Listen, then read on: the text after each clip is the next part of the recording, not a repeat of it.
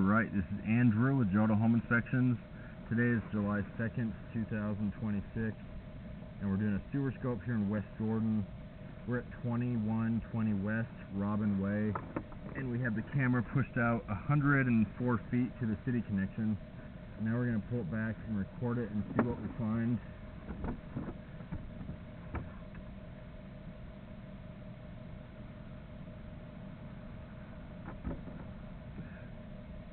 So that first connection point is the nose on, and that's where it goes from your lateral line into the main city line.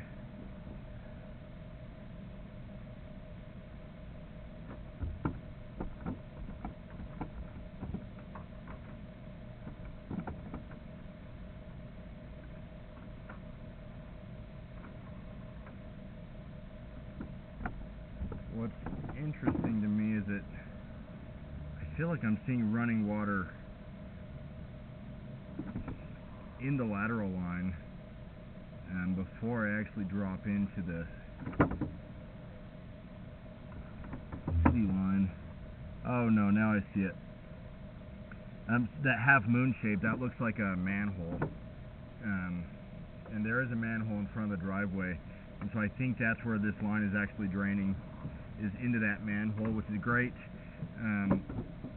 If you ever have a backup and it needs to be cleaned, or even if you're just having the line proactively cleaned, it's a lot easier to go through a manhole and pull all that waste back to the city line than to do it from your side. It looks like clay pipe. You can kind of see a little bit of that red terracotta color. A little bit of a lip there. And I'm going to say this just as an example. That's not very bad, but that's an offset. Offsets are when the pipe shifts and you get that little ledge. And that's a spot where waste might be more likely to get stuck.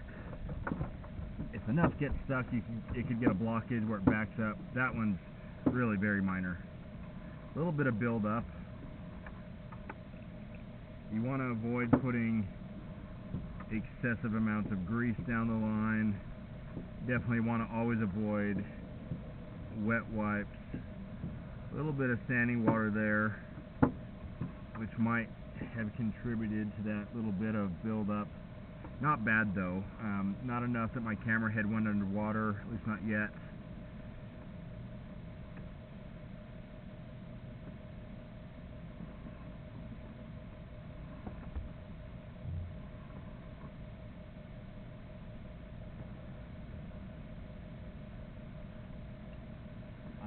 I am noticing I'm pulling a lot of waste off the line, and so I'm curious if that's going to get worse as I continue pulling the camera back as far as the buildup is concerned.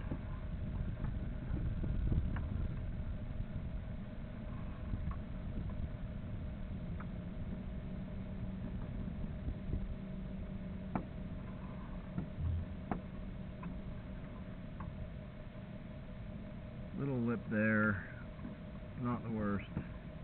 It's never ideal to have those offsets, but those ones are pretty minor.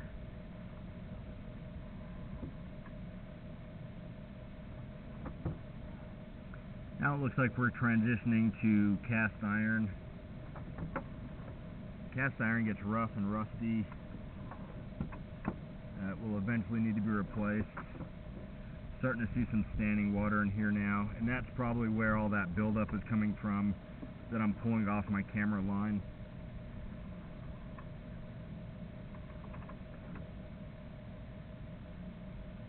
Now we've transitioned back.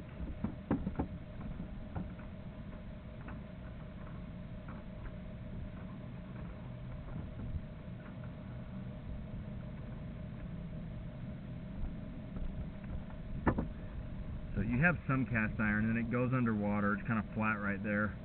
But I wonder if that's just a cast iron clean out somewhere, probably right outside the house is where it usually is.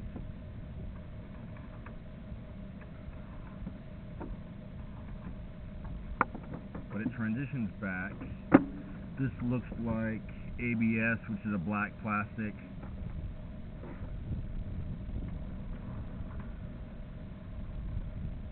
One issue with ABS of this age is that sometimes the glued joints can have a tendency of leaking. Most are concealed in the walls, so it's not something that can really be looked at visually. You know, we can look for signs of leaks, but you can't inspect every joint visually because they're in the walls. Alright, now we're coming up the roof stack, so there's nothing to see here. But to recap, it's about 100 feet out. Looks like you have clay. It goes out to the manhole. You have some minor offsets. Nothing crazy, but you do have some offsets. You have some cast iron, not a lot of it, but the cast iron you have is a little bit rough. It also had some standing water, which is not ideal. You could have that cast iron cleaned. They could coat it where they use a chain to cut off all the rust. It's not a very long section, and so it'd probably be, I don't think it's cheaper to have them come do just a small section versus 50 or 60 feet of it, but ideally you could smooth out that little section of cast iron, and that would make it smoother and less likely for waste to get stuck. Once you clean it, you could also look at that area again. Once it's been cleaned, it's a lot easier to see if there's any issues on that spot. But that's also the area that was flat and where I was going underwater. And the only way to fix bad grade is to dig it up and re-slope it. I do think that you had a couple feet of standing water. The shorter the belly, the less concerning, and so that one's definitely on the shorter end. But ideally, you don't have any standing water. But overall, it looks like the line is performing the way that you want it to be. I didn't see any significant roots. The offsets that you do have are minor to moderate, nothing huge. Even though I went underwater, it wasn't for a significant amount of time or distance, and then it transitioned pretty quickly back to plastic. So you have clay, a little bit of cast iron, and then ABS. Much better to have ABS than to have galvanized all the way into the house. I'm going to end this recording now.